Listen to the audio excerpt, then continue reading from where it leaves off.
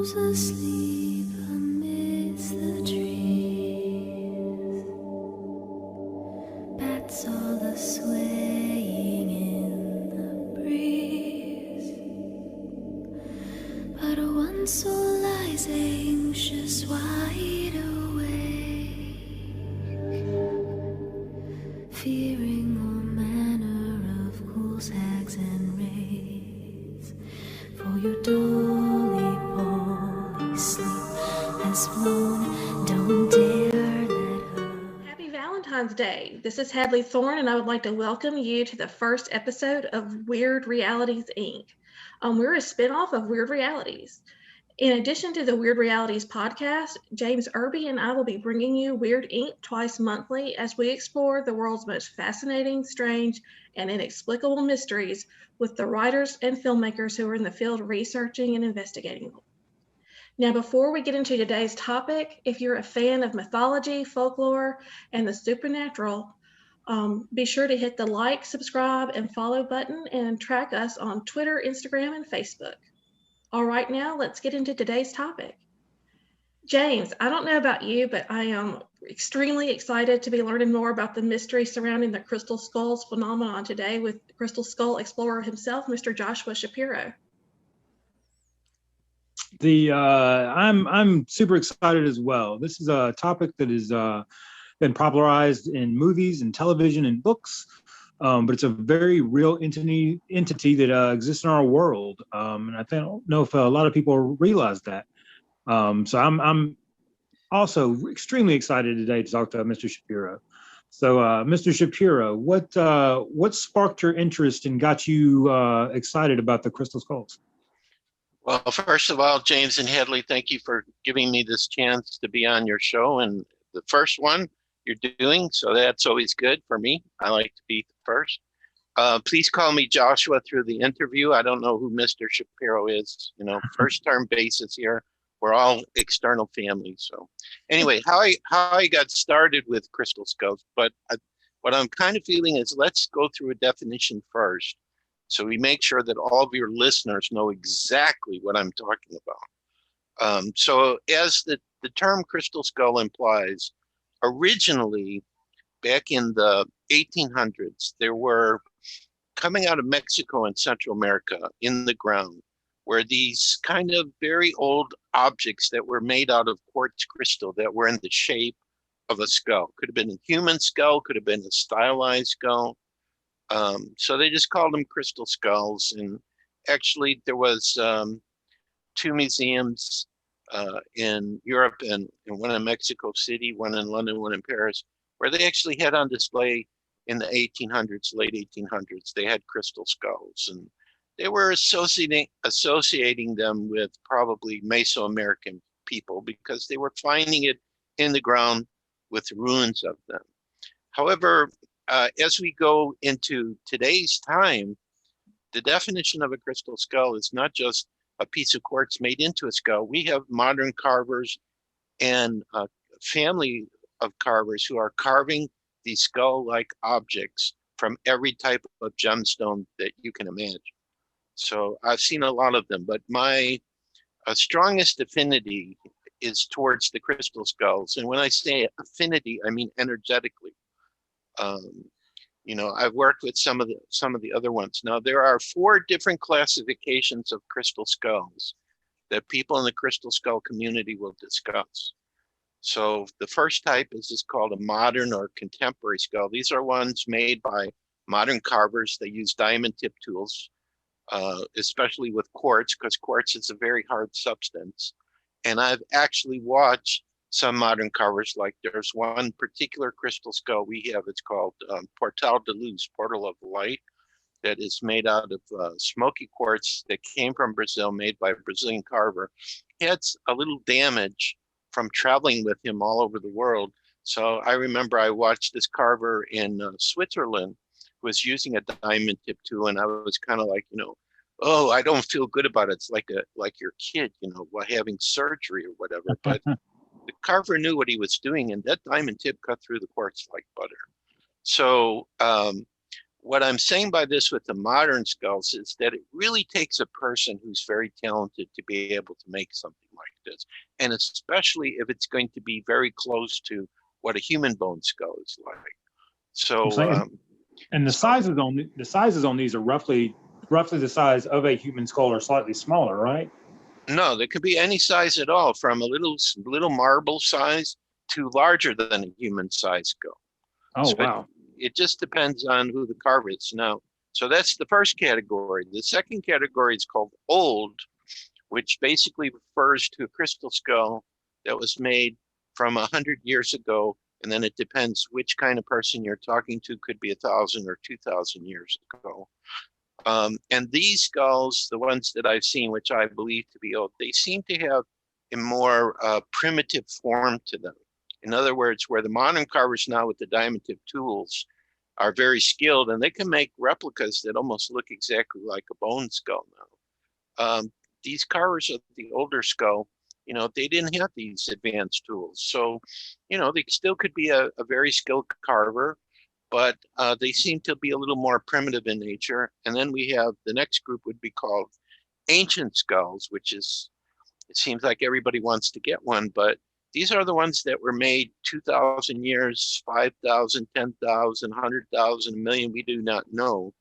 The main trouble is with when you find skulls is that the dating systems we have, like archaeological dating, when they find a dig and it's an ancient ruin or whatever, they'll use carbon-14 dating, but you know, all these skulls are minerals, so carbon-14 dating is not a living system.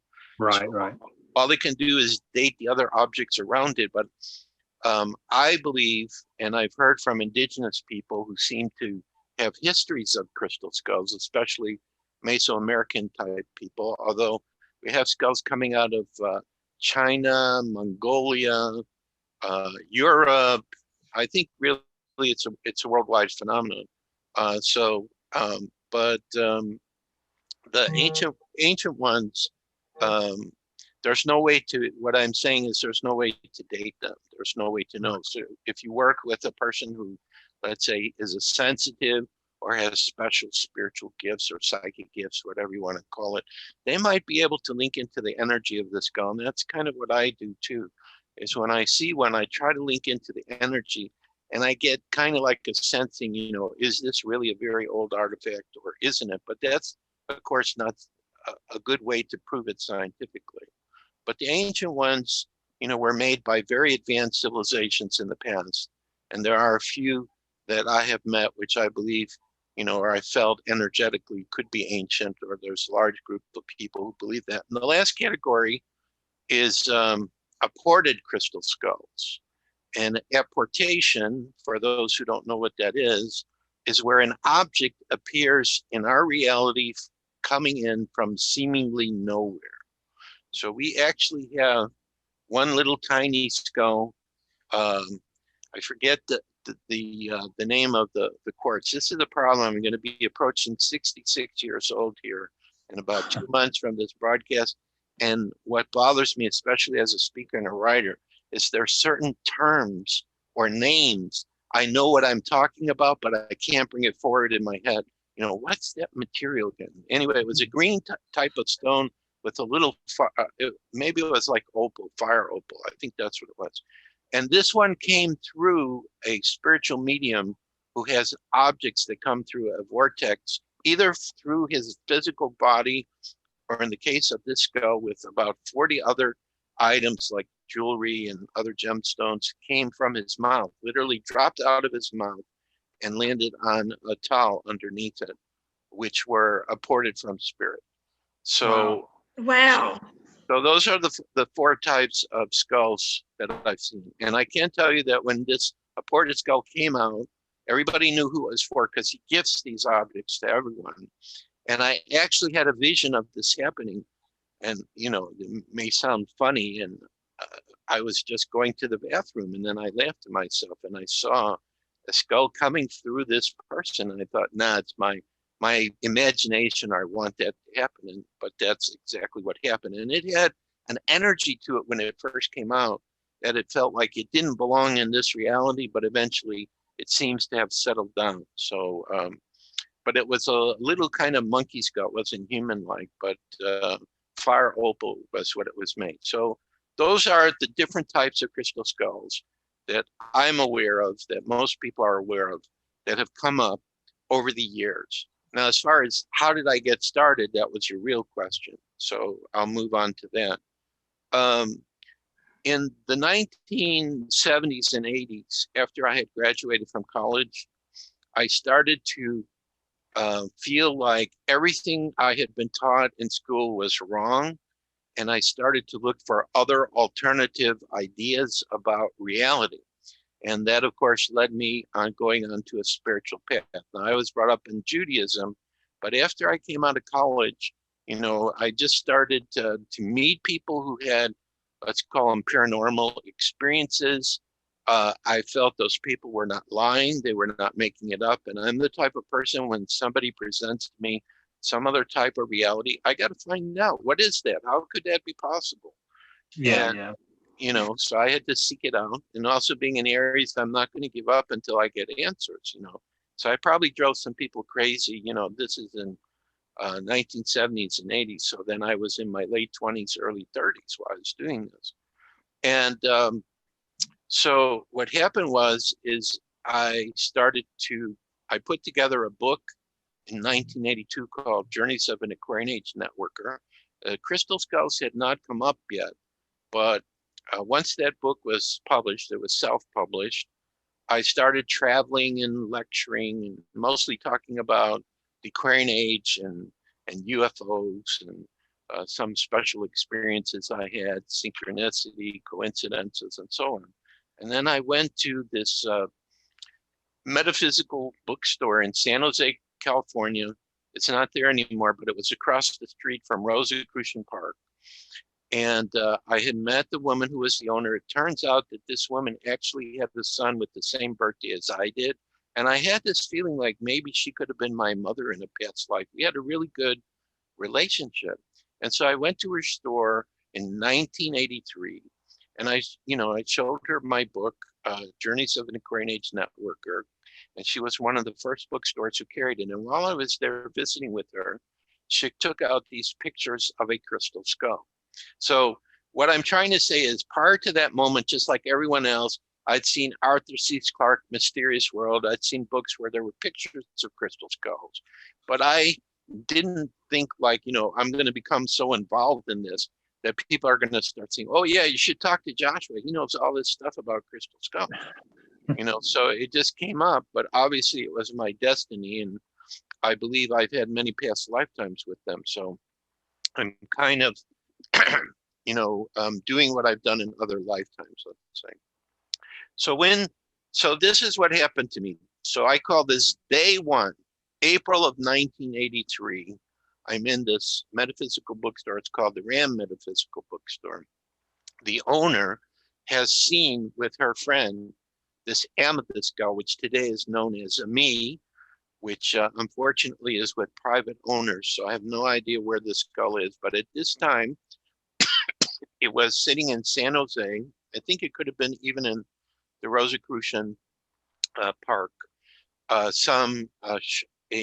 Mexican shaman had brought it to the United States, and he was trying to sell it.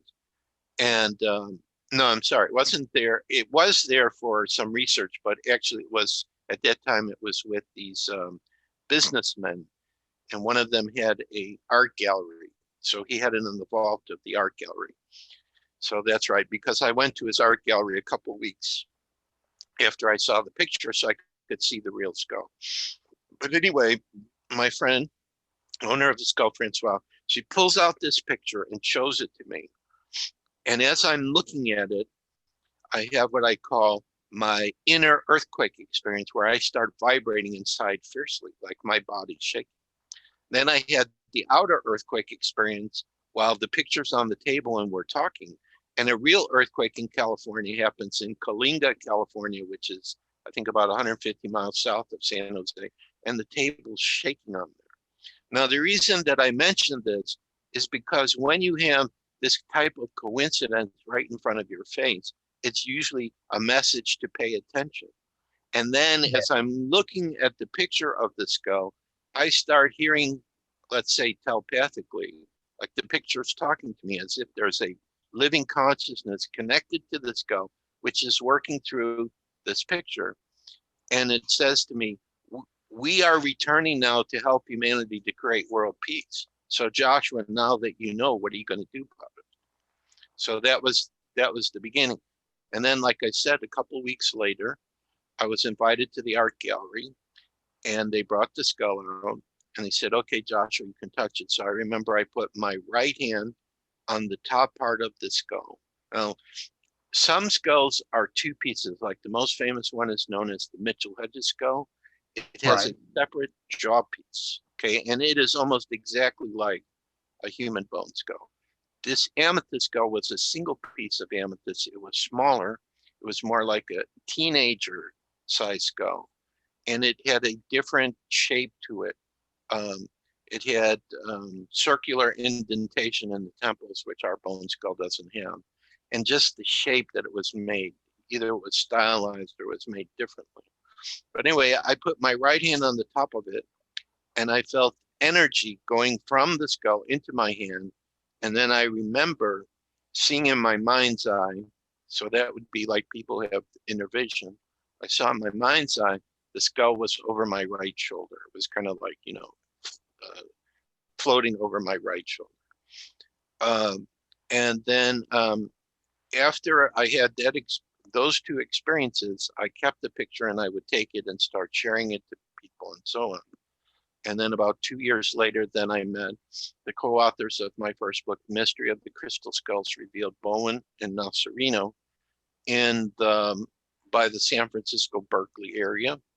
And then I became very involved in it. And Mr. Nasarino was considered to be the expert on this subject. And so there was a lot of information he had, which I had the ability to learn more about and so on. So basically it's this amethyst skull which started my journey. And I never forgot the message that it gave me. And I believe that, you know, if you could say, like in one sentence, what are they about?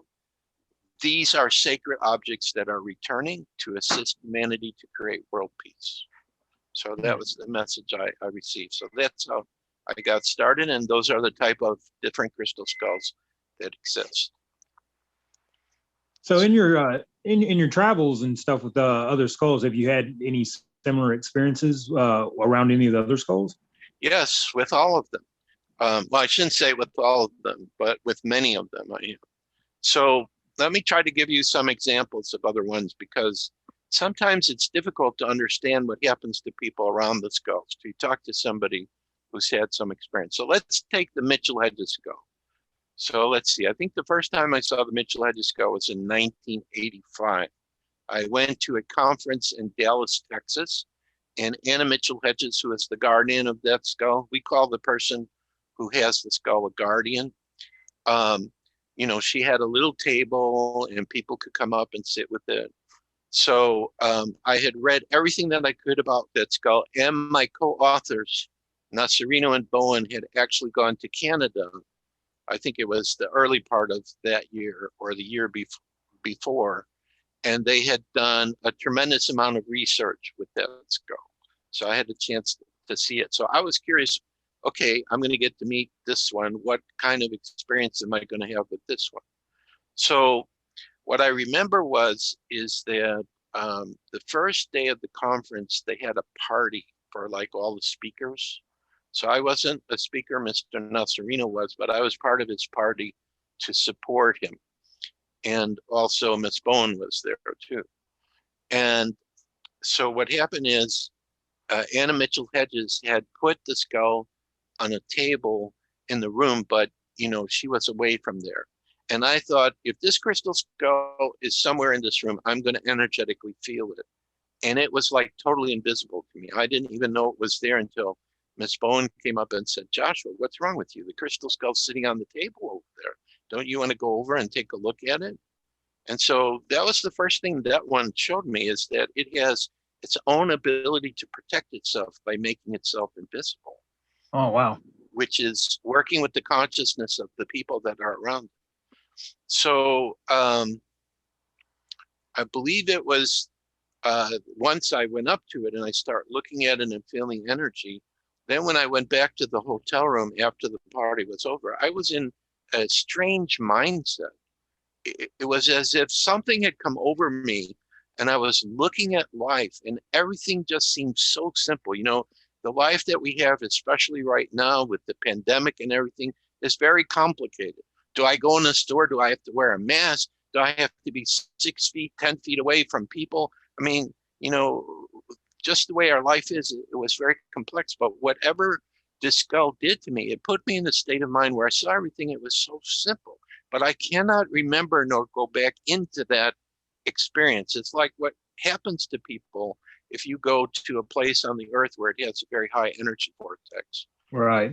Like in Peru, you know, once you leave Lima and you start going out to these sacred sites, it puts you into an alternate state of consciousness. You start seeing things and experiencing things that you don't normally experience in your 9 to 5 normal everyday life. So that's what happened to me the first time, is I went into the state and then I fell asleep. And when I woke up, I couldn't go back into that state.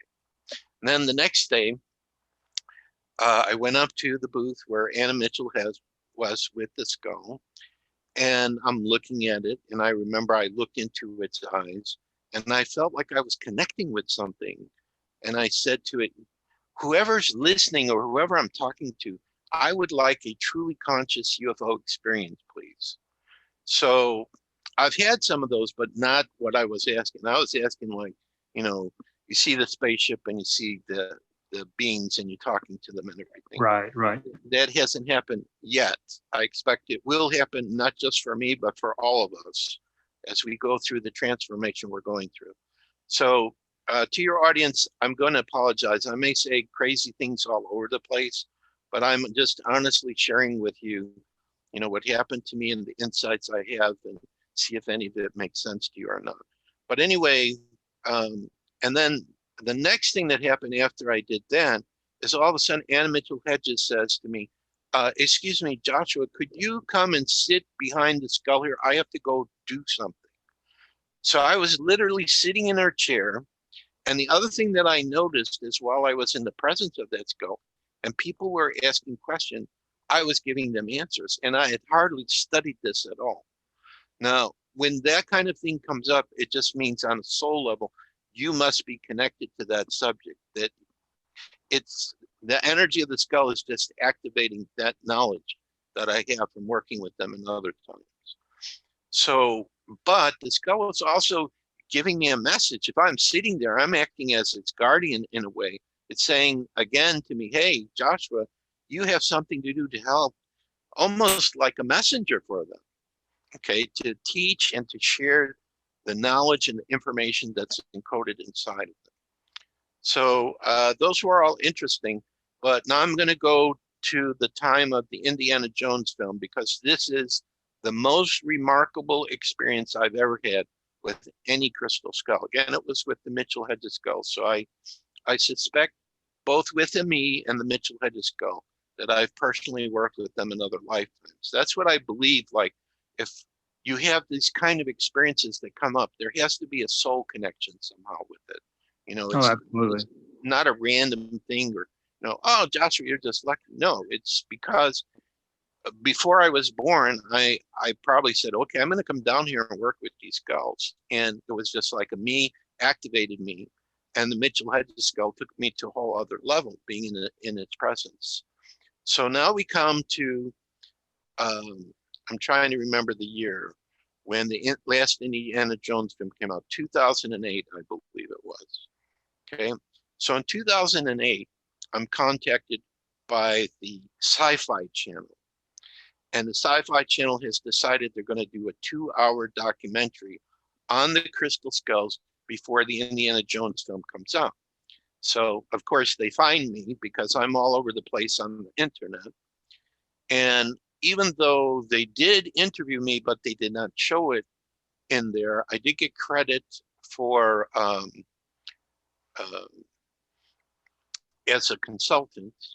They did film research that we did with the Mitchell-Hedges Skull, which they did not air. We were testing energetically its effect, both Portal de Luz as a modern skull and the Mitchell-Hedges as an ancient skull. effect on people. So some of the people who came with the camera crew, they were test subjects. We did this at a, because Mr. Holman, Bill Holman, is the guardian of the Mitchell-Hedges Skull. So we went to his house to film my interview, and he took us to a local high school in the science department where we did research, which a device called a Meridian stress test system. So see, I'm still doing pretty good at 66. I remember all of this stuff. And the name of that device. A Meridian stress test system is used in Europe to diagnose people what kind of problems they have in their body. It's extremely accurate. It works with the meridian points, which are acupressure points on your fingers and hands, and your body will not lie. It will tell this device exactly what's going on, and somehow they figured out, once they do the measurements on all these meridians and they figure out what's going on, then they test you. They're able to test you to see if they give you a remedy, how you're going to respond to it, if it will help, let's say, the physical challenge or internal challenge that you have. So it's a pretty accurate device. Medical doctors here in the United States, the last time I asked, they can't use it the same way as their European to prescribe a cure. They can only use it for a diagnosis because it's very, very controversial. Because it's working with a tiny electrical current that when it hits the meridian point, it tells the person if that meridian point's in balance or not. So, and this is something they probably were working on in the early 1900s. And there was people that work with it. So anyway, after I met with Mr. Holman and we did this research and I was interviewed, I asked him if I could come back because I was living in Chicago at the time and he was in Indiana, which was an 1.5 hour drive. If I could come back and do a private meditation with the Mitchell-Hedges Skull. So I said, yeah, no problem. And I also brought some other people too. And we did our own little 25-minute interview with him, where during the interview, he takes the skull and he has it on a Lazy Susan and he's moving it around and he's showing you what it looks like and how the movable jaw works and everything. So it was really good. So to prepare myself for this meditation, the most powerful meditations that I do is when I do it with music that I resonate with, and especially with a crystal skull. So what I decided to do for this session is I had 3 personal skulls at the time. Portal de Luz, a 10-pound smoky quartz skull, and then a 2-pound smoky quartz skull made by the same carver called Geronimo Golden Eagle Eye, which is kind of our indigenous skull, and then a small rose quartz skull. I took Portal de Luz, and there was this little table that Anna Mitchell-Hedges had, which I think came from France, Louis XV or Marie Antoinette, something like that. It was a low-level table, so I had to, do a meditative pose on the ground.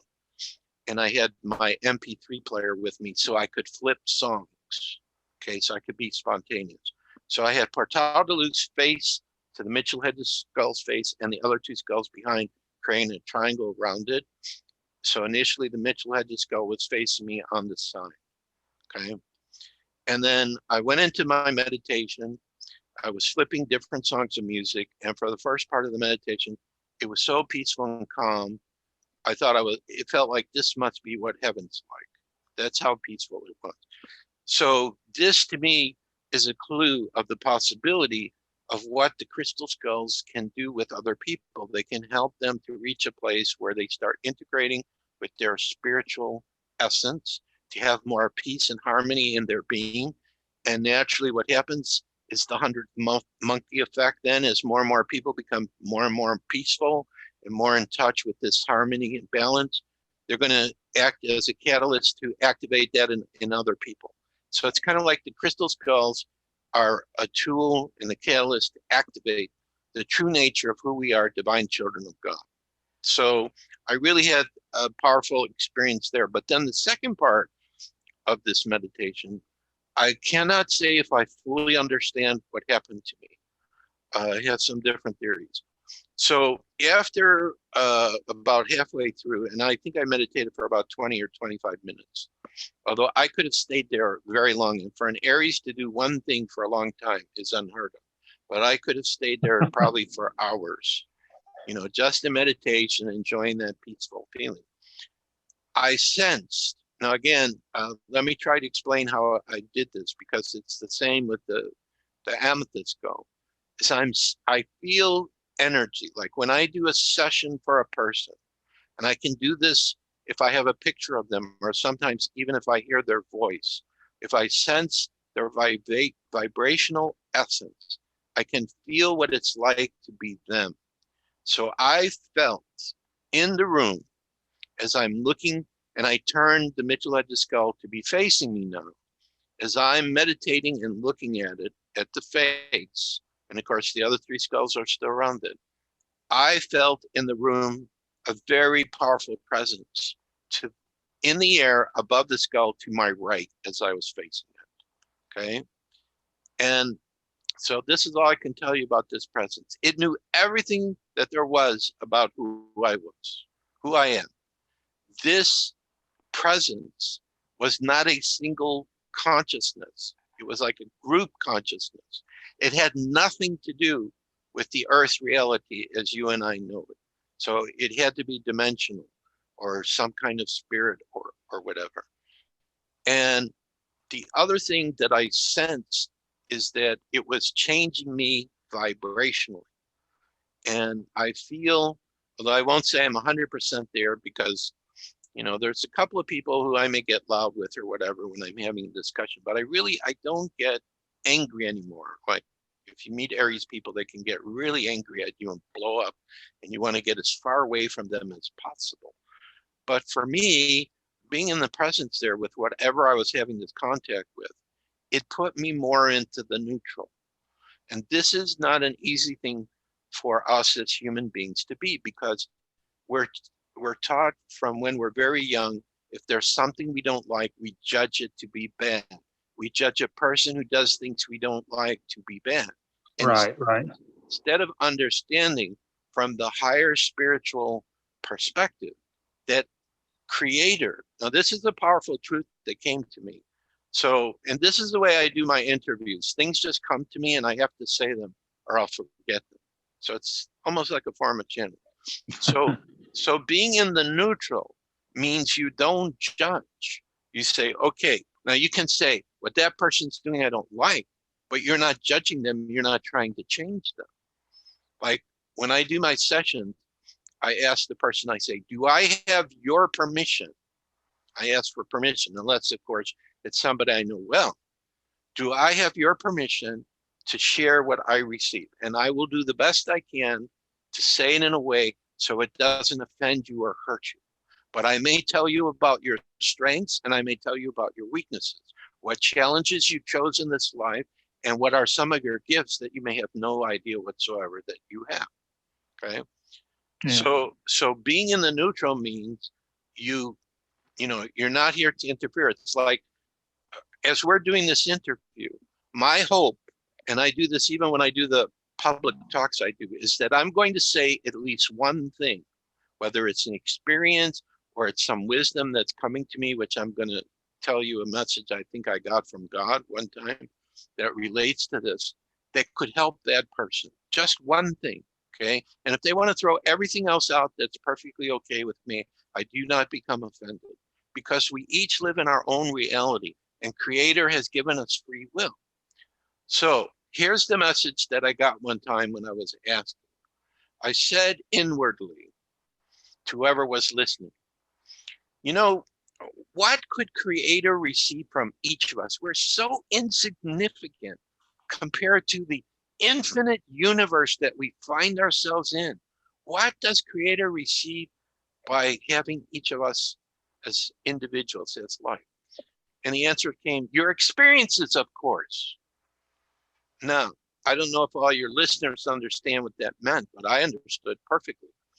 The concept is we are, and I believe that there are parallel universes, by the way, like Sliders. If anybody ever saw that show from the 90s, that was a very good example of it, that there are other Earths with other aspects of ourselves who are making totally different decisions.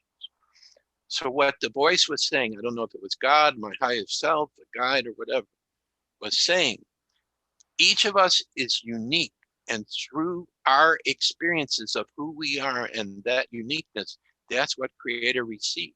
So Creator can experience every conceivable possibility without deciding what's right and what's wrong. So that was the message that I received. And that's what it means being in the neutral.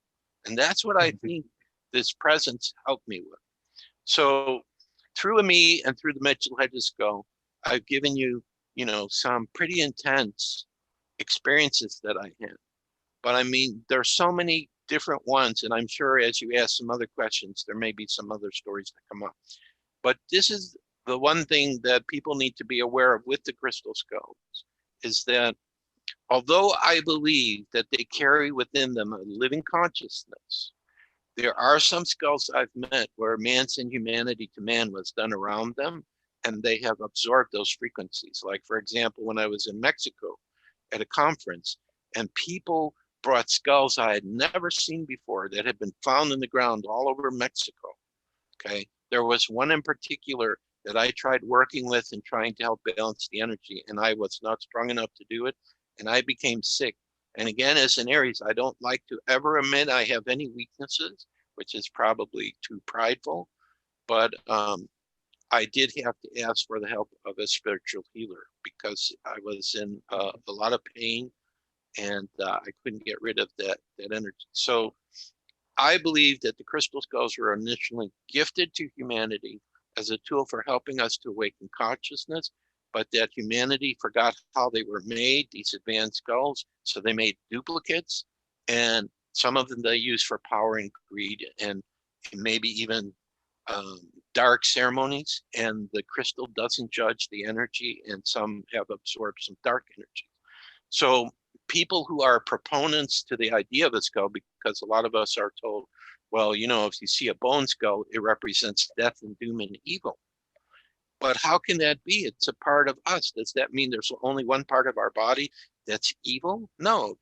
Whoever created our structure, and I believe that the structure, humanoid structure we have, is very common in this universe, that as we meet our galactic brothers and sisters, most of them come in a humanoid form, even though they may look totally different than we look like. Yeah, I feel that's a very modern ideology people have, that skull and bones delineate evil.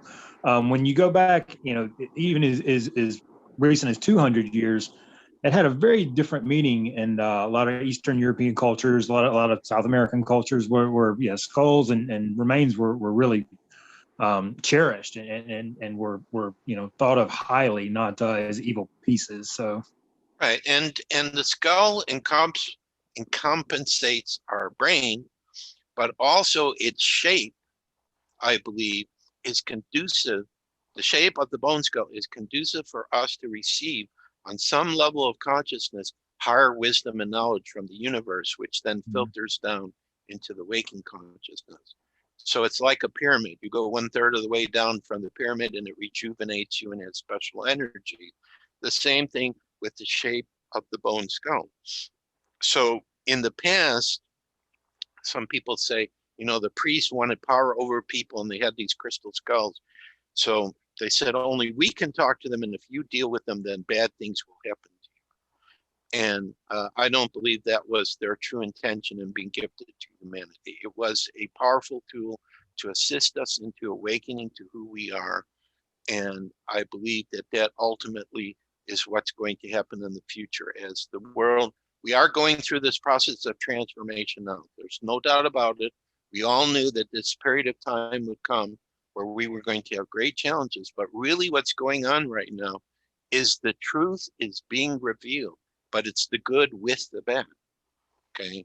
It's the good with the bad. There have been a lot of things going on behind the scenes, and I'll just use this word once, that literally are pretty horrific, and I will not discuss it because that brings up fear, and we do not need fear now.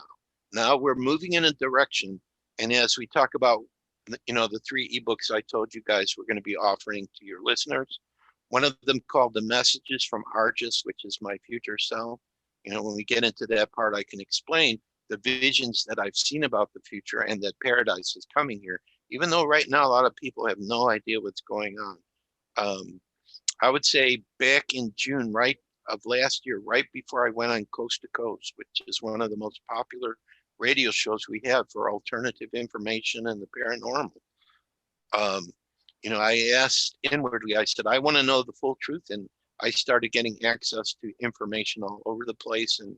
And also because of an experience I had, I started to understand, I believe, you know, what's really going on. So hopefully before we finish up today, we can talk about that, because it's a little bit different from the skulls, but yet the crystal skulls still are a tool that has been gifted to us to help us to go into paradise. So do you think this was unlocked in you from the skulls? Yes, I believe that because there is a high vibrational frequency around some of the very old crystal skulls that exist, or if you meet a crystal skull that maybe you had a past lifetime that you work with or you resonate with, that what they do is they start bringing out your, how can we say it, your God part, your spiritual part, you know, whatever you want to call it, divine essence. It's a catalyst for that. Now, at the same time, I've seen the crystal skulls. So now I'm thinking of a story again with Portal de Luz, which is our personal skull, that they act as a catalyst to do a healing. A healing can take somebody through where they're releasing something which can be painful, but it's helping to release something that's not doing them any good. So here's an example of a healing that could happen. So I was living in Holland, and we were invited to go to Poland to do lectures about crystal skulls, to do some research about crystal skulls, and to also offer private sessions. Fortunately, we were working with, what did they call them? He was a doctor, but he was actually a spiritual healer, but they had a name for it, magnetic healer or something like that. And he was very popular. And so through his help and through the other man who was actually an MC for a show that talked about world mysteries, those two individuals really opened the door. And I cannot even tell you how many sessions we had. I think 3 or 4 times went to Poland. There could have been like 200 or 300 people. That's pretty darn intense energy. I know every night after working with like 20 people a day, you were really tired. Yeah. But what I'm thinking about is during this intense period of time, there was this young boy brought by his mother. And she said, my son had some problem with his eyes. And so all I can relate the remedy the doctors were doing was kind of like a chemotherapy. I know some people have cancer and they've used chemo, which is actually a kind of poison to get rid of something in the body. So they were using chemicals to try to fix whatever the problem his vision was. And the problem is that every time he would go, after he had his treatment, he would be in bed for, you know, like a week or 5 days or 7 days. So before he got a treatment, the mother brought him to have a session with the skull. And so we had this session and everything. And I think that children, because what can happen with a crystal skull is what a person believes can block the energy from being received. But a child wouldn't do that. A child says, oh, this is interesting, and just be totally receptive to receive whatever energies the skulls are going to send them. And so after he had the session with the skull, then he had his treatment, and he was out playing with his friends the same day. So what I'm saying is that the skulls also can bring, can help a person who has a problem with health, or it can bring a crisis up, you know, where let's say a person has some sickness or something, it brings it up and releases it and gets rid of it. Or it can be emotional. It could be like, you know, some person has held this grudge or has this anger or something. So the skull will bring it up and intensify it and release it. So this is something else that the crystal skull could help a person with. So at first they might think, I didn't have a good experience, but then all of a sudden they have a relief. They got a healing. So it just depends. And you cannot predict how each person's going to respond. Like, So you know, taps into maybe what they need the most. Yeah, but this is the other thing too. I kind of feel like there's this living consciousness in the skull, and it sends out an energy to the person that's going to be working with it, and it knows what it has to do to help that person. And so, in other words, you could see one skull one time, then you see the same one again another time, and you have a totally different experience because it changed you the first time. You're no longer the same person. Now you're a different person. Right. So that's why I like them, is they're unpredictable. Yeah, and I've heard. Go ahead. I'm sorry. Could you explain to me, because I want to say that I know a person that has a skull, and she was telling me that it's like a recorder. Can you explain that? Well, I think what she means by recorder is that the skulls have the ability to record vibrationally everything that happens around them. So therefore, with some of these older skulls, once I believe that we have the right technology or the right sensitive person, they have recorded histories of the earth in the past and sacred wisdom and knowledge. And so that's what I think that person means by being a recorder. It has all kinds of knowledge and information and energies, special energies inside. And of course, there's prophecies that when a certain group of skulls, like they say, the 13 skulls come together, they could be the catalyst that unlocks and takes us into a higher vibrational frequency, what some people are calling 5D. And then all of a sudden we have totally world peace, but also that they themselves have important sacred knowledge and information inside of them. Wow. Do you know more about these 13 special skulls? Are they? Well, related to the theory of the 13 skulls, there's a lot of different ideas about it. Okay, it's not just one idea.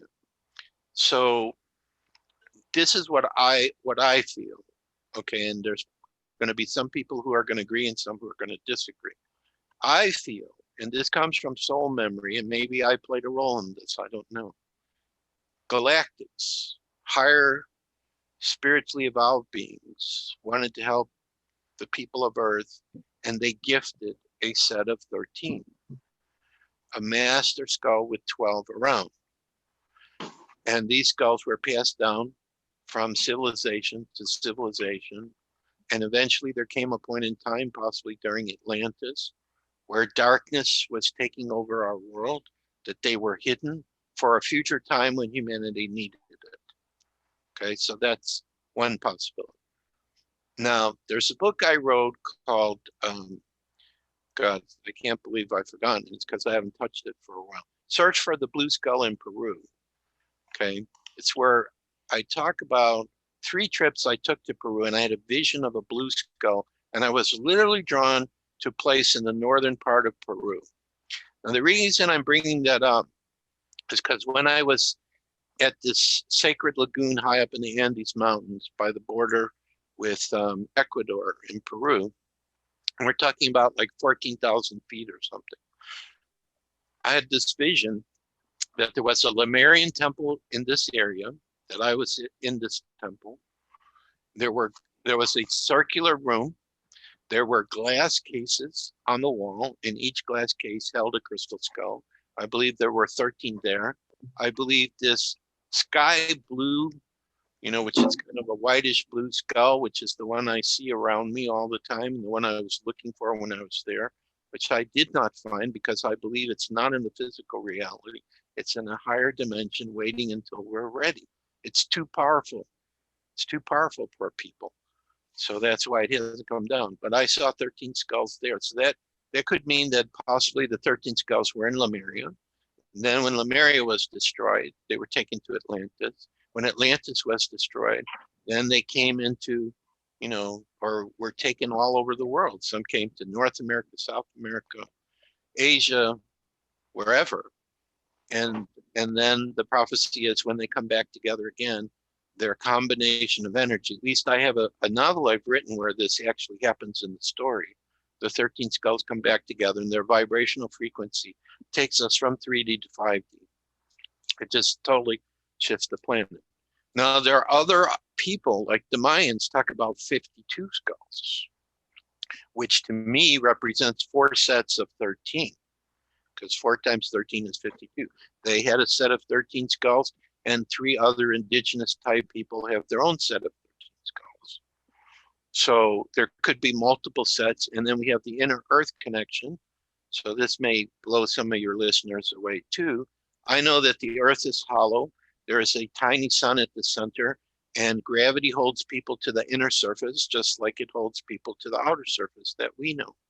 And that there is an advanced race of people. Admiral Byrd went in and he met them, and they have their own set of crystal skulls. So this comes out in our first book I did with Nasserino and Bowen, Mystery of the Crystal Skulls Revealed.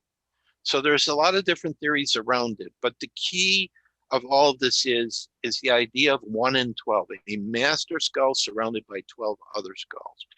That possibly in our solar system, there are 12 planets around our sun, 3 other ones, okay, possibly 1 in front of Mercury, according to George Hunt Williamson, an early UFO contactee in the 50s, and 2 other planets beyond the Oort cloud, like Nibiru could be one of those, and there's supposed to be another one. In Judaism, you have the Levites, the priests, and the 12 tribes of Israel. In Christianity, you have Jesus and the 12 apostles. He Walked the America by L. Taylor Hansen talked about a person like Jesus walking the Americas and picking 12 people from each tribe that he met. So there's something about the 1 in 12 that's relative to the earth. So that's kind of what I know. I'm just rattling off stuff here. Oh no, I'm fascinated. I'm grilled. I'm just sitting here, fascinated. Right. So I don't know half the time what I'm saying. I just go with it. So it may sound pretty fantastic, but I think we're living in very fantastic time. This is very important for your listeners to know.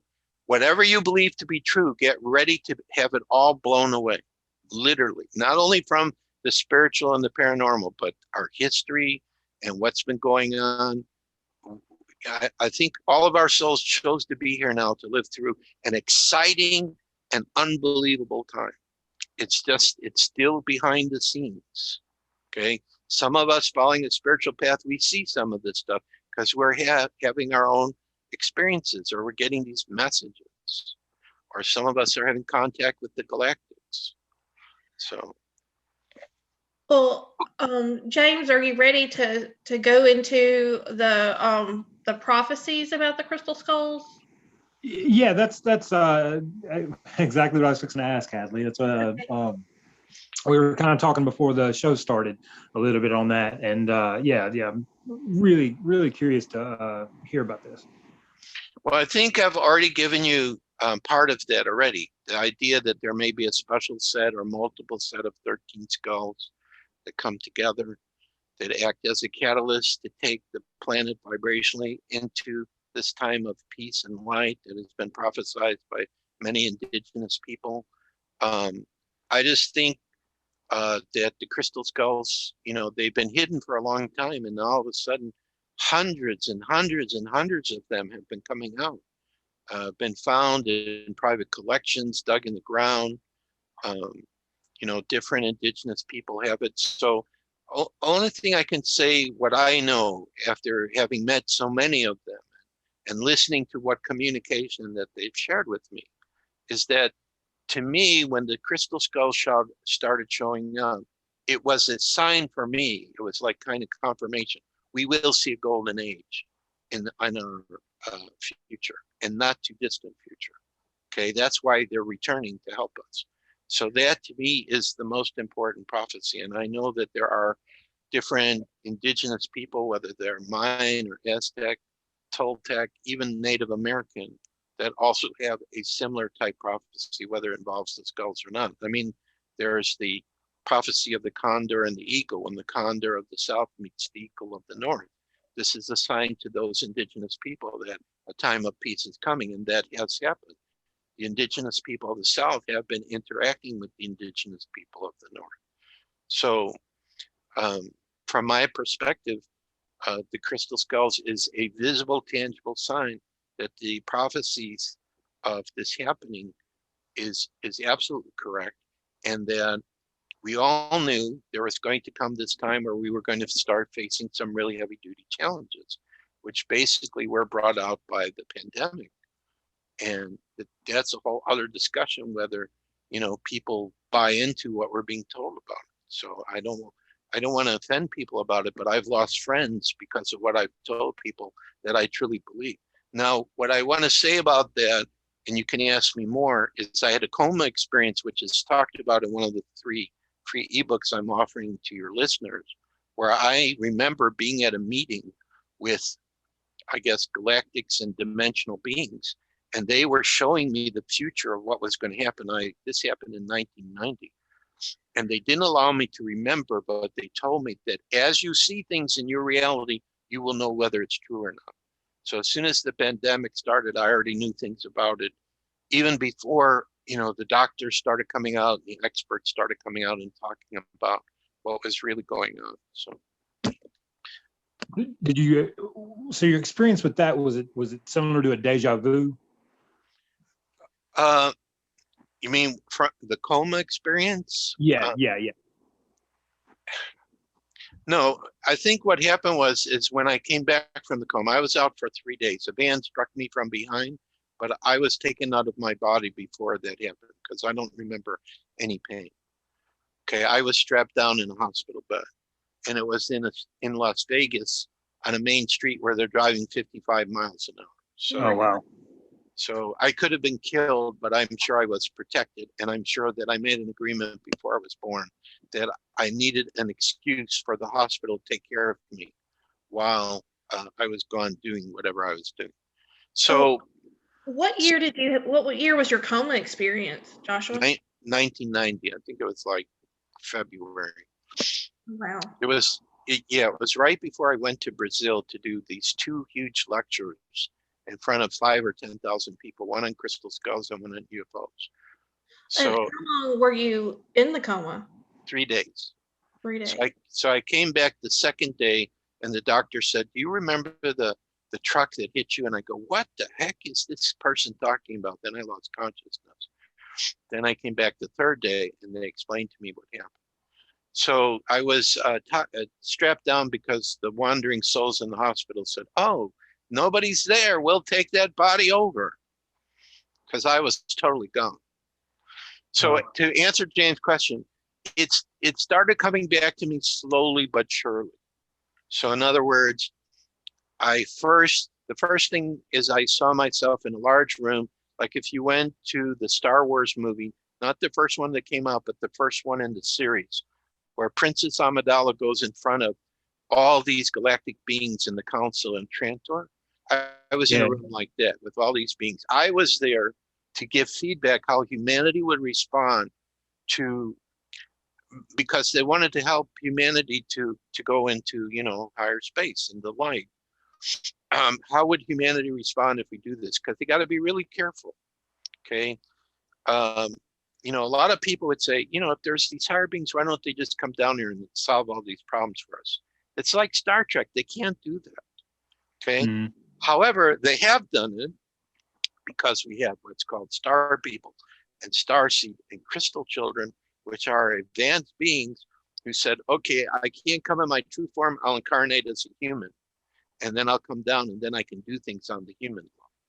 Because I know for a fact, and I have admitted this on some of the radio shows I've done, I'm what's called a galactic wanderer, okay, which George Hunt Williamson talked about in the 1950s, which are the cosmic chimney sweeps who go from planet to planet and bring it into the light. So I think I've been to a lot of different worlds, which probably explains why I'm so excited that finally we're going to have full disclosure, and we're going to be able to travel with our galactic brothers and sisters. We're going to be able to go into the hollow earth. We're going to be able to visit the cities underground. We're going to meet Sasquatch. All these things that some people think are fantasy. It's going to become part of our reality in the future. Well, I can't wait. I want to know everything. Right. I'm just fascinated. I know earlier you mentioned that you were studying the Aquarian age, and I was just curious, now that we've entered it, is it like, are you seeing all these strands of things that you've been interested in over the course of your life kind of tying together?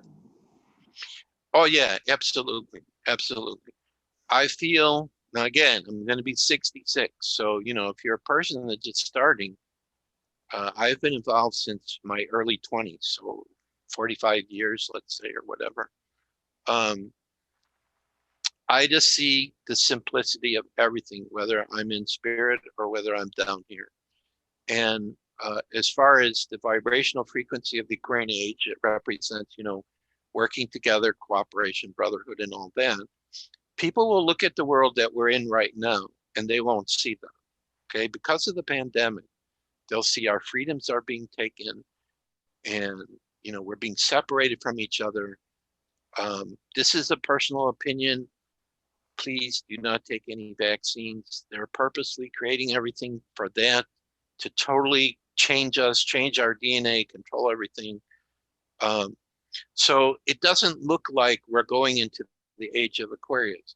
But what we have to understand is that the vibration of planet Earth is getting higher and higher right now. And this whole solar system is going to go into a higher state of being. And the Earth is like the last planet. In order to finish it, it's kind of holding it back. On all the other planets in our solar system, there is life. There are people that live there, but they're not in the vibrational frequency we are. Okay, they're in a higher vibrational frequency.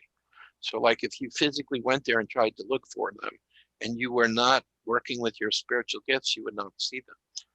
Now this reminds me of a conversation I had because I was interviewing various spiritual mediums, and I talked to a person who was channeling a Pleiadian, and I said, would it be possible to go on your spacecraft and go visit your world?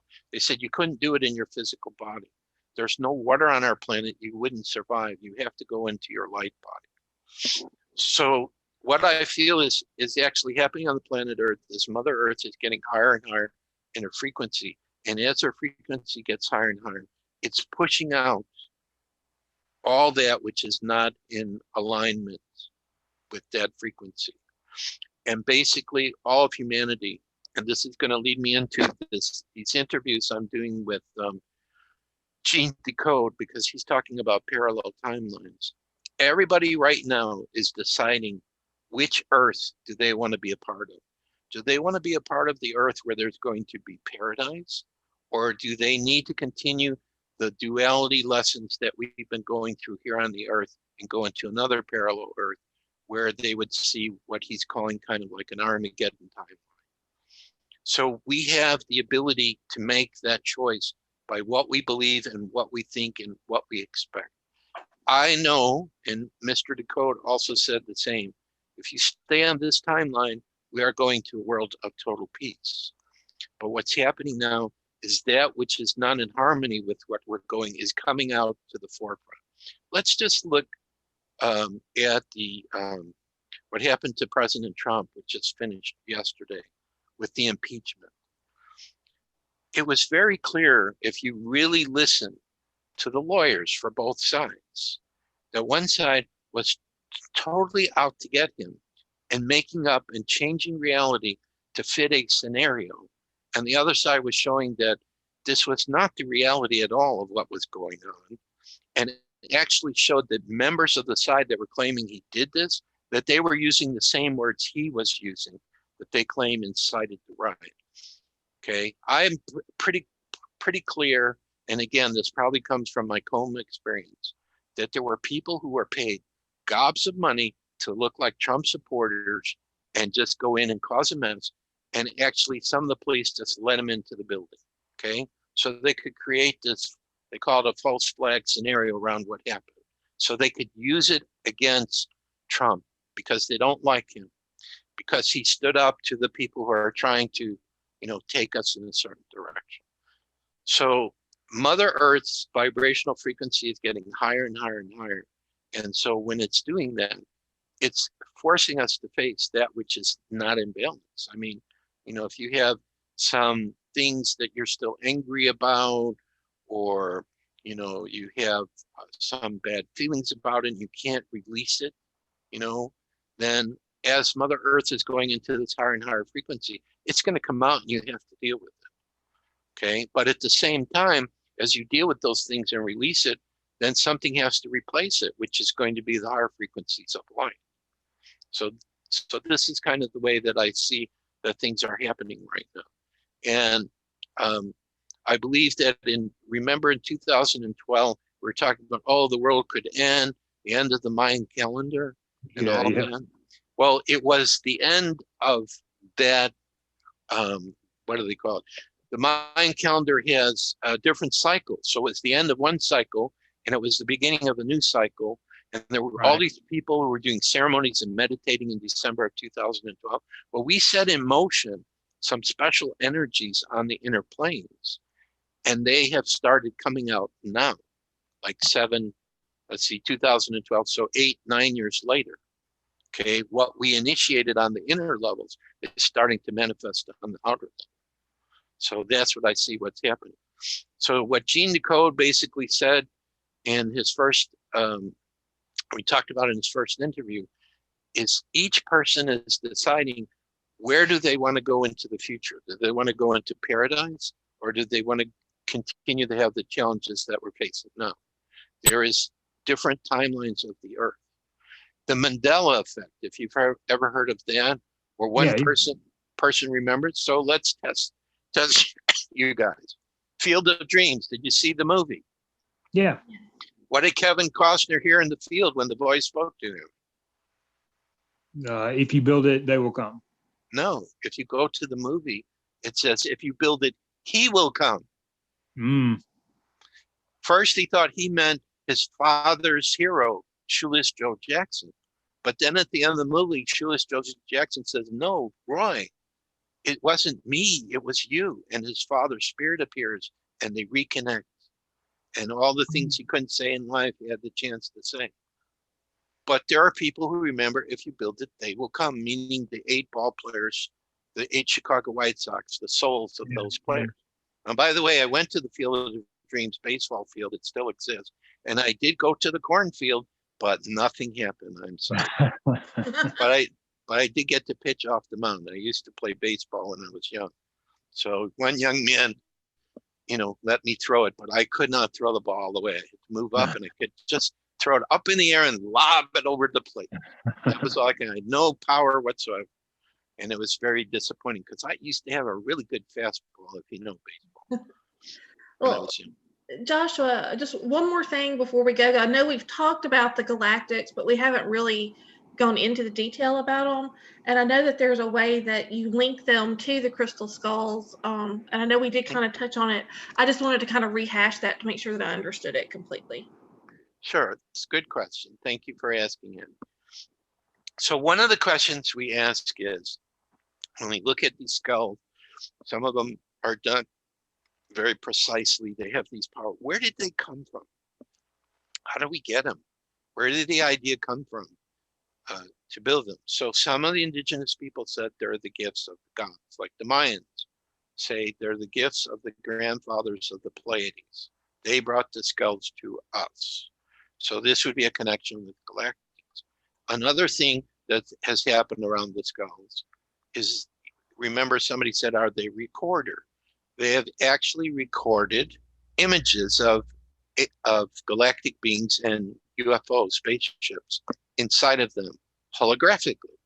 So it means that they were around, they were observing them. And then the other key that I told you, which is directly linked to the galactics as well, is if there is such a thing as a hollow earth, and there are these advanced people that live inside, many of them come from other galactic origins, and instead of living on the surface where a meteorite can hit, or the surface can have massive earthquakes or disasters that affects it, if you live inside of the planet, it totally protects you.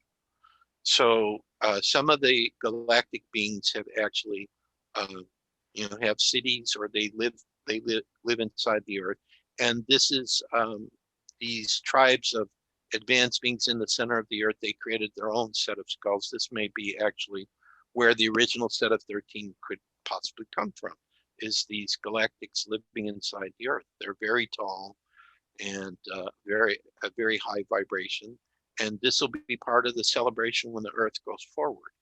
So these are clues. Now, the last thing I'll tell you is there are 2 different skulls I've seen that look extraterrestrial. One is called E.T., which is with Jokie van Dieten, who's a Dutch lady who I met when I was in Southern California. She actually had my book with Nasrino and Bowen drop into her hands off a bookshelf in a bookstore in Vancouver, Canada. And that's how she knew about me. So something made sure she had that book. And then she called somebody and that was listed in that book. And that's how she got that skull. It came through this person who had a store. And this skull looks totally alien, you know, doesn't look human-like. It has kind of a pointed head, pointed jaw, very much different. And then there's another one called Synergy, which when I was working with that one, I saw what looked like a lion face, like maybe it was, there were galactic beings humanoid form, but they had a lion head or face or something like that, because it kind of reminded me of that. So, so these are just some things that have come up that show me that there is some kind of a link between galactics and the crystal skulls. You know, I think, oh yeah, and there was one other experience I had. I had a mold of the Mitchell-Hedges skull one time. And I remember I traveled to Brazil and I was working with a UFO group there. And I was doing a meditation with that mold. And there was a young lady across the table from me and I'm sitting on the other side. And I had a vision that on board the spacecraft, they have crystal skulls which talk to the crystal skulls that are down here on the Earth, because they're like communication devices.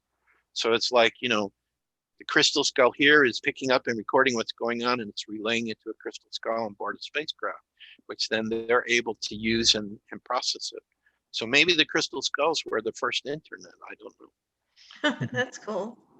Yeah, so that's kind of what came up. So can I talk a little bit about those 3 free ebooks for your listeners? Oh, please. Oh, please. Okay, because I want to make sure we get that in there. Okay, so we have 3 free ebooks that every time I do these kind of interviews, I offer to people. One is a 100+ page ebook for free on crystal skulls. So it'll give you more information about the different types. It'll show you our skulls we have. It has a whole bunch of different articles. There's an interview with the guardian of the Mitchell-Hedges Skull. A lot of other things are in there. Also talks about a free online newsletter we have. So you can get that one. The second one that I offer talks about these videos that I watched. There was a time where my Divine Light partner, Katrina, was visiting her family, and I was all alone when we lived in Seattle, and I started watching all these YouTube videos, and I became convinced from watching those videos that we are in a computer simulation. So what I did is I put together a book with all the things. I mean, it was just like one after the other, different aspects of it. So I have another free ebook about that people can read. And the last one is the one I mentioned before I went on Coast to Coast in June of let's see, is it last year? Yeah, I guess it's last year, where I put this message from my future self, who's called Argus, from 2037 to 2040. Again, Brazil. I had a computer with me, and all of a sudden I was seeing these visions of the future, and I just started typing what I saw. And I felt like it was coming from this future self I'm going to become. So I heard I should do a book about it, and I talk about the coma experience in there. So that one's called Messages for Argus. So if any of your listeners would like to get the book, I actually have a webpage, but the name's too long. So what I'm going to suggest is you send me an email. The main email I work with is Crystal Skull Explorers. That's all one word, lowercase, Crystal Skull Explorers @gmail.com. Just send me an email and put in a subject. I heard your interview. I would like the 3 ebooks. And I also can send you, this guy, Gene Decode, is absolutely amazing. He's talking about things that are really going on and happening in our world. This is a man who can see multiple timelines, who actually physically died, went in front of God. God said, would you like to go back and help? And he said, yes, I would. He does not have the silver cord connecting him, okay? And he has just amazing stuff. So we just have 2 interviews. We did one last month, one a couple of days ago. I will throw those links in there also in the email so you can listen. We had almost 2,000 people come to his first interview, like in a matter of days. A lot of Oh, people wow. have heard of him. And then, of course, in the ebooks or in the email, I can also give you our website too. If you want to go to the Crystal Skull website, you know, you can take a look at what we have there as well. Sounds good. And Joshua, what do you have coming up? What are you working on? That's a good question. What am I working on? Well, so this is probably going to sound strange, but this is what I believe is going to happen. Okay. There is groups of people, call them Whiteheads, the Alliance. I believe they're working with President Trump. I believe these generals came to Trump after Obama was president and said, we'd like you to be president. You're the only one we can trust, and we need to bring things in. I believe that possibly before the end of this year, the truth is going to be given. We will have a true republic here in the United States instead of the corporation that was created in 1871. You can look up these things, okay? This is just what I believe, okay? Some of it's pretty incredible. We're going to have access to advanced technologies that the galactics have given us, which has been suppressed. We're going to be meeting with them. So I think that what's going to be coming up for me and a lot of other people is a lot of people are going to be in shock when they learn the truth of what's really been happening in our world and how we integrate with the spiritual part. So I have a feeling I'm being prepared to hold people's hands with that so that they don't go crazy, so they can deal with this and believe that, you know, their silent prayer to have peace on this planet, it's going to be happening. We're very, very close to this. So I think that's going to be part of it.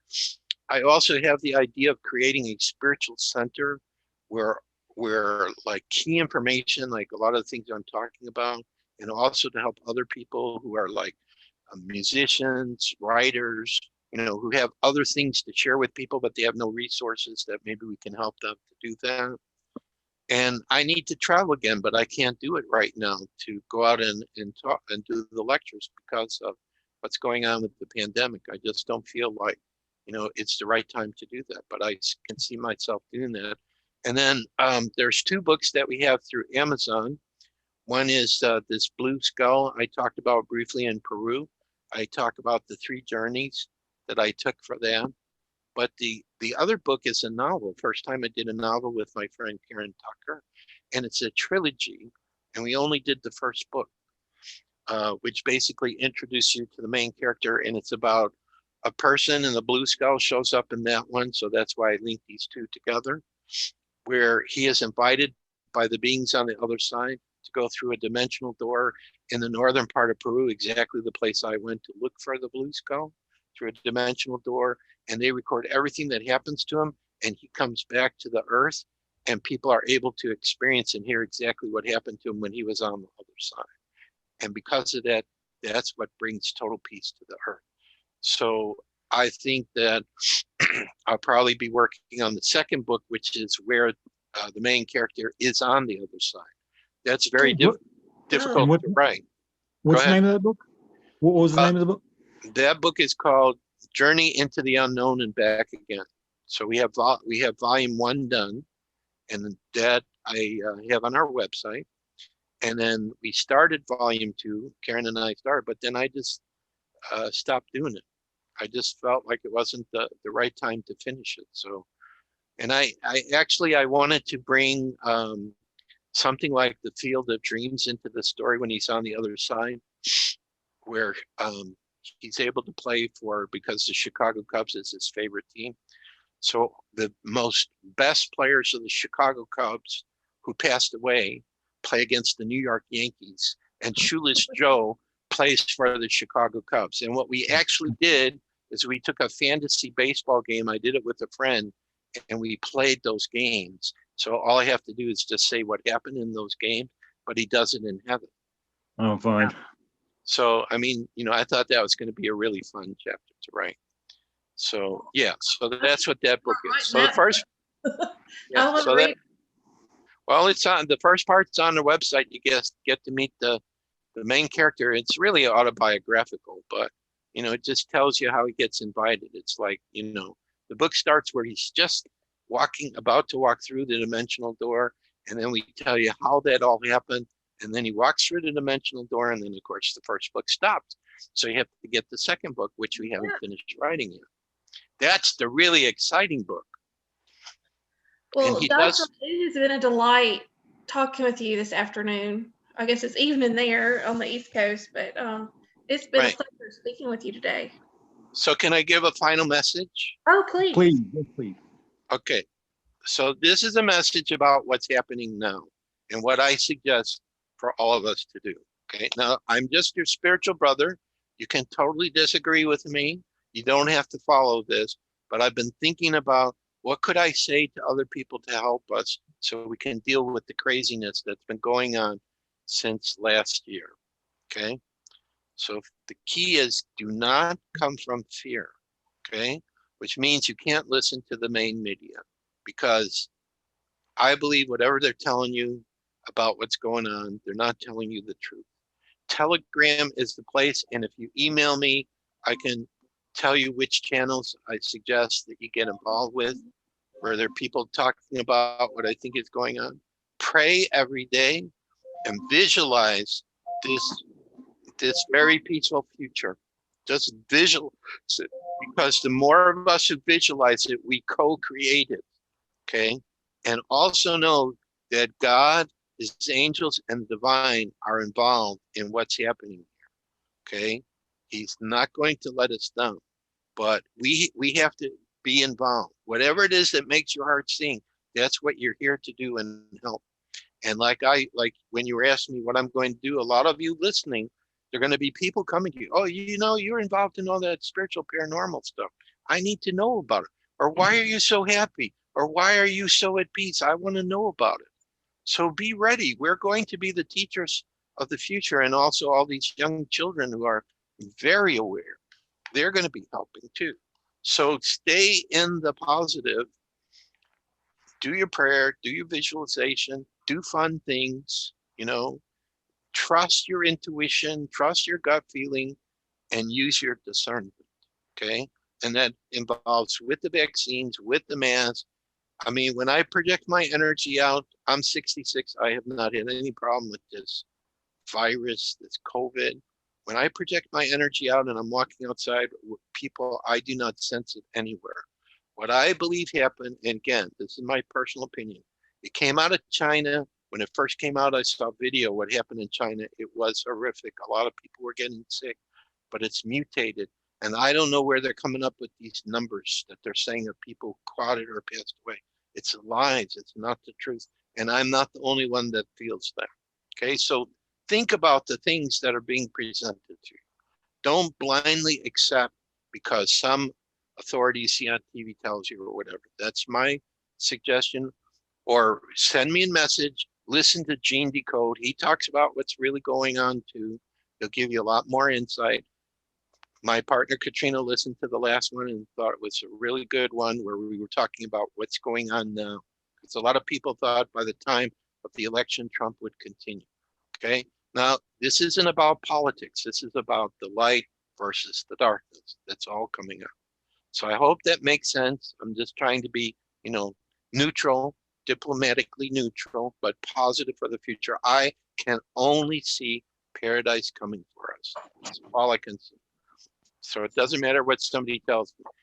The last clue I have for this is, I just remembered this. This is real important. And I talk about this in the Argus book too. There's something called Project Looking Glass. I don't know if you guys have heard of this or not. Have you? Yeah. Okay. What Project Looking Glass was, they took it from the Stargate technology they got from the ETs, and they were able to create a device where you would be in its presence and project like something you want to do, and it would show you the potential of what could happen in the future. Okay. There was a person interviewed by Kerry Cassidy who worked on this project, and he said that, let's call them the globalists, the elite, whatever name you want to use, they were using it to plan out what they were going to do. But then they had a problem, because Project Looking Glass, no matter what thing they were talking about, it would only show them one future, and it wasn't the future they wanted to have. And this man who talked about it, he said he compared it to the game of chess. It's like two master chess players are playing, and eventually they come to a point in the game where they both know what the result is going to be, and there's nothing they can do about it to change it. So that's what they were seeing in Project Looking Glass, a positive future that was coming, that no matter what horrendous act they did or whatever they tried, including this pandemic, it is not going to change that positive future. So that's really, really cool. So I hope it gives people some hope that this is going to be a great year. Don't give your power away. Do the things you enjoy, go day by day. And if there's any way that I can help to guide you towards certain information, if you want to know more, feel free to contact me. Again, the email is crystalskullexplorers@gmail.com. So guys, thank you so much for having me on your show. I hope I wasn't talking too much, No, but we did it. I just That was have great. Yes, I just and- have a lot to share right now. So Well, I think it's great. And I am going to be putting those links in our uploads. Okay. So be sure to email me everything that you want me to include, and I'll include it in our descriptions. Okay, I'll send you an email here before the end of today so that you have the links of the free ebook and the links to Gene Decoder and the website, so people can go to any of those and take a look, and it's all free. And you just decide for yourself if you agree or you don't agree. My job isn't to convince anyone. I just share what I feel is the truth, and you take from it what has meaning for you. Well, I hope everyone's going to take to mind what you said about doing what makes your heart sing, because I think that's the truth. I think we all need to be following our dreams. But it sure has been a pleasure, Mr. Shapiro, Joshua. It has been a pleasure. And I have to say, you have been a great first guest for our Wyrd Ink podcast. Well, I've had a lot of practice. I did a lot of shows last year, and I still have a bunch more to do so far this year. So we all have our role to play. So I know that my role is to share different things, and hopefully something I've said is helpful. So that's the main goal. Well, we appreciate you sharing your knowledge. We sure do. Okay. Absolutely. Thank you so much. A pleasure. All right. To an amazing 2021, right? That's right. Absolutely. All right. Well, James, great first show. Yeah, I agree. I guess we're going to wrap it up here, and we'll be coming back, I guess, sometime. I think we'll be uploading this on Wednesday, and then Friday, you and I will be interviewing Mr. Matt Adams, and we'll have that hopefully uploaded next week. So we're going to be busy. Yeah, make sure I have the link of the upload, and I'll post it on Facebook for people. We definitely will. Thanks, Mr. Shapiro. Okay, thank you, Hadley, and thank you, James. Have a good evening. Thank you.